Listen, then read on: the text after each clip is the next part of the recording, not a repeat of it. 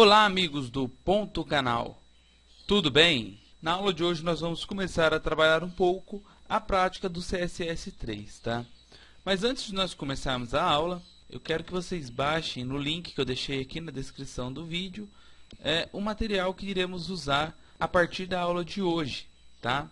Então tem um materialzinho aqui, quando vocês baixarem e descompactar, vocês vão ver que vai ter um index e duas pastas. Uma pasta imagens com uma imagem de uma árvore e uma pasta CSS com dois arquivos, um chamado estilo e o outro chamado reset, tá? Iremos entender esse reset daqui a pouco, tudo bem? Bom, gente, baixados os arquivos, eu quero que vocês abram a index para mim, tá? Quem não quiser baixar o arquivo, quiser fazer o seu próprio arquivo aí, pode ficar à vontade, tá? Só por favor mantenha essa estrutura. Tenha um título em H1, um parágrafo com um texto qualquer e uma lista não ordenada, tudo bem? Tudo isso dentro de uma div. Então, gente, hoje nós iremos trabalhar com a propriedade background. Essa propriedade é usada basicamente para determinar um efeito de fundo no elemento HTML, tá? Além de aprender os conceitos do background, iremos aprender as suas variações. Seja background color, background image, background attachment, background repeat e background position, tá? Iremos abordar tudo isso passo a passo, tá? De uma maneira bem simples para que fique fixado. Guardem o arquivo após essa videoaula, porque as próximas será uma continuação desse mesmo arquivo. Iremos trabalhar com vários conceitos de CSS usando o mesmo arquivo, a fim de que no final do nosso curso nós tenhamos um projetinho bem simples aí, mas que esteja muito completo na questão do CSS. Então, gente, o primeiro conceito que nós vamos aprender é do background image, tá? Abrindo o estilo.css que está lá na pasta de CSS, nós vamos definir primeiro a nossa div. Então, colocamos um div e vamos definir um tamanho para essa div. Então, vamos colocar um width de 500 px e vamos colocar um height de 235 px, tá? E vamos ver aqui no navegador como que ficou essa primeira parte. Aí, já definimos o tamanho da nossa estrutura, tudo bem? Agora, o que nós vamos fazer? Nós vamos inserir uma imagem de plano de fundo dessa div, tá? Para isso, nós vamos usar o background image. Então, a gente vem aqui embaixo e coloca background image, dois pontos. Para que eu possa colocar uma imagem, eu vou ter que colocar o caminho dessa imagem. Então, vamos colocar assim, ó, URL, abre parênteses e fecha parênteses, aspas duplas, certo? E agora, aqui dentro dessas aspas duplas, nós colocaremos o caminho da imagem. Note que aqui na árvore, a nossa CSS, o nosso estilo.css está numa pasta que chama-se CSS, ok?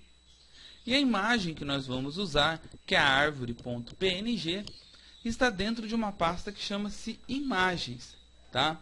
Só que essa pasta imagens não está dentro da pasta CSS. E o CSS vai ter que encontrar essa imagem.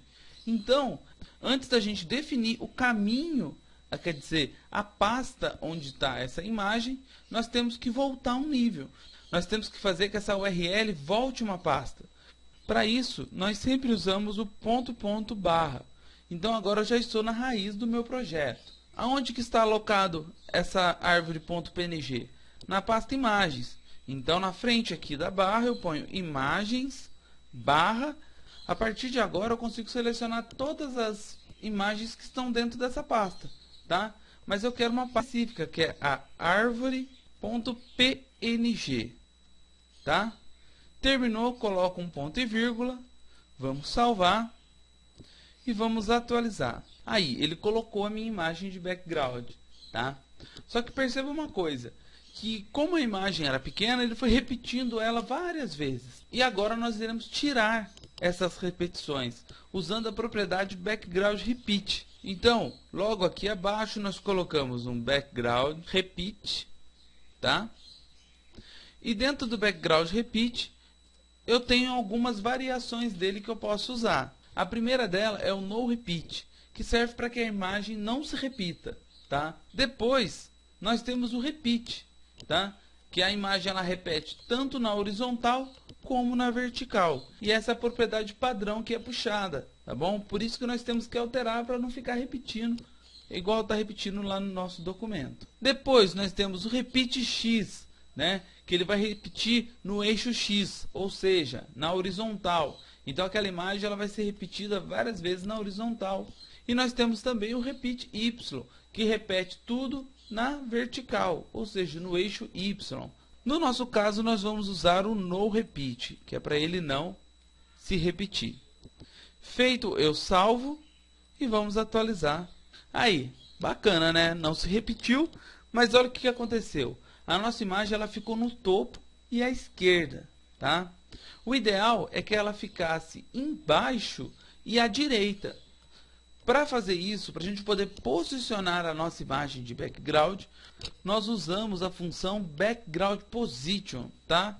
Então vamos aqui voltar no nosso arquivo CSS e vamos lá, background position, tá? Aqui ele permite que nós alinhamos essa imagem embaixo, no centro, à esquerda, à direita e no topo, tá? Como nós queremos colocar embaixo e à direita, então nós vamos colocar button, espacinho, right, tá? E ponto e vírgula. Vamos salvar e vamos atualizar. Aí, a nossa imagem ela está onde nós queríamos que ela estivesse, tá? No canto direito e abaixo, tá bom? Só que note que o nosso fundo ele está branco, tá? Nós vamos mudar isso. Para definir uma cor, a gente tem que ter em mente que a composição das cores é feita em 3 partes, né? O famoso RGB, que é o vermelho, o verde, o azul, tá? Para que se forme uma cor, você escolhe o quanto de saturação de vermelho vai colocar, assim como o quanto de saturação do verde e do azul, certo? Essas variações elas vão de 0 até 255. Só que a sintaxe fica em hexadecimal, começando por 00 e terminando em FF, tá? Então, para definir a cor de fundo do nosso background, nós vamos colocar aqui, ó, background color, sempre colocando o jogo da velha antes. E primeiro nós vamos definir o tanto de vermelho que nós vamos usar. No caso, vamos usar o E1, tá? Depois vamos usar o EF, que é o tanto de saturação de verde que nós vamos usar. E por último, o BB, que é a saturação do azul que iremos usar, tá? Ponto e vírgula no final. Vamos salvar. E agora atualizar. Note que nós ficamos com um background verde, bem clarinho, ali de fundo, tá? Bom, gente, antes de nós continuarmos a nossa aula, agora nós vamos a um conceito muito importante que eu venho falando aqui no curso. É de nossa responsabilidade criar todo o layout do site, tá? E sabemos que os navegadores colocam valores por padrão em vários elementos do HTML, tá? E de um navegador para o outro, ou até mesmo de uma versão de um navegador para outra, esses padrões mudam. Um exemplo aqui é essa margem que estamos vendo no topo e na lateral. Ó, se eu inspecionar o elemento, eu não defini nada no CSS, mas existe uma margem de 8. E note que no meu CSS eu não defini nada. Então essa margem, ela vem direto do navegador. E não só na margem. Note que o navegador colocou também um tamanho de fonte para o nosso H1 e colocou aqui na nossa lista não ordenada tanto os bullets como o padding à esquerda, tá? Tudo isso por padrão. Para que não ocorra uma quebra do nosso layout, nós temos que resetar esses valores, né? Nós encontramos na internet vários resets que tiram todos os valores que os navegadores deixam por padrão.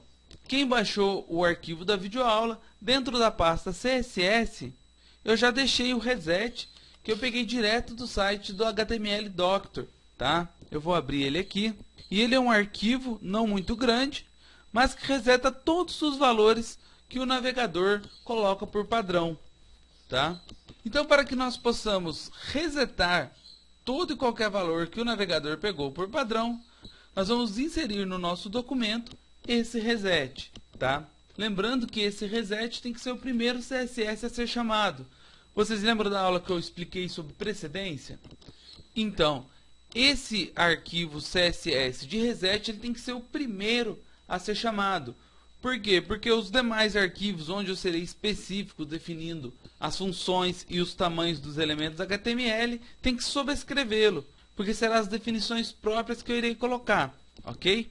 Então, para chamar ele, nós vamos colocar aqui a tag link, vamos usar um href e buscar ele.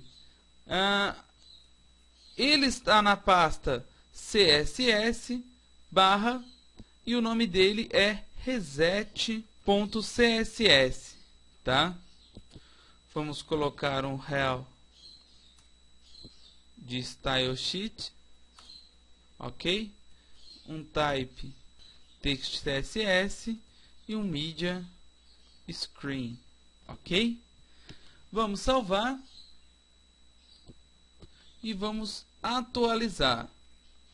Aí, note que agora nossa div ela grudou nos cantos, o tamanho das letras todas passaram para o mesmo tamanho, tá? Tudo isso para quê? Para eu definir cada propriedade dos meus elementos, tá? Então vamos voltar aqui no estilo.css e vamos colocar uma margem nessa div.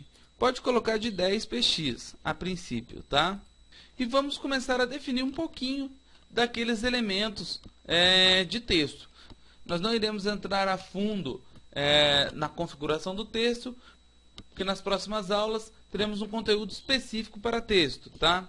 Então primeiro vamos definir aquele H1, vamos colocar um H1, vamos colocar um padding left de 5 px, tá? Um padding top de 5 px também. Vamos dar um margem button de 21 px, certo? E vamos colocar um font size nele de 25 px, certo? Vamos salvar e vamos atualizar para ver como que está ficando. Aí, já praticamente deixamos o nosso H1 mais ou menos do tamanho que estava por definição do navegador, tá? Só que agora nós não corremos o risco de em outro navegador ele mudar o tamanho. Por quê? Porque nós definimos já o tamanho que esse H1 deve ter, tá? Agora vamos pegar aquele parágrafo e formatar ele. Então eu coloco um P, certo? Vamos colocar um padding left de 10 px, certo?